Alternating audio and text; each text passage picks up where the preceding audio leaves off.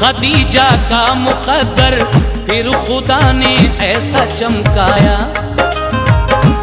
بہار جاویدانی سے مشرف ان کو فرمایا۔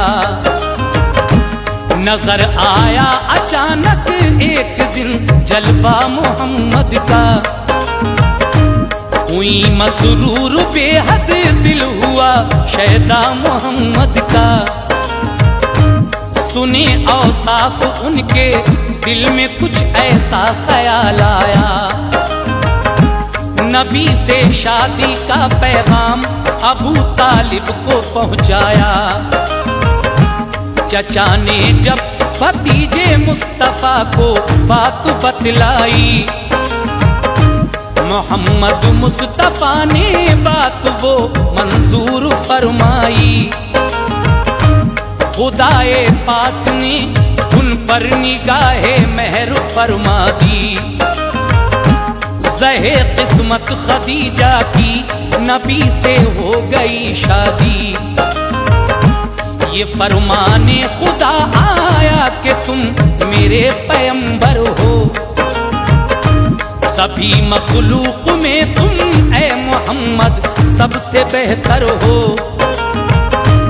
خدیجہ سے کہا سرکار نے آئی وہی مجھ کو، زہ قسمت خدا نے کی عطا پیغمبری مجھ کو۔ یہ سنتے ہی خدیجہ آپ پر ایمان لے آئیں، پڑھا کلمہ نبی کا شکر خالق کا بجا لائیں۔ سنا توحید کا اعلان تو سب ہو گئے دشمن، سبھی مانوس تھے پہلے مگر اب ہو گئے بدظن۔ تعلق ترک کر کے سرکشی پر تن گئے سارے، خدیجہ اور نبی دونوں کے دشمن بن گئے سارے۔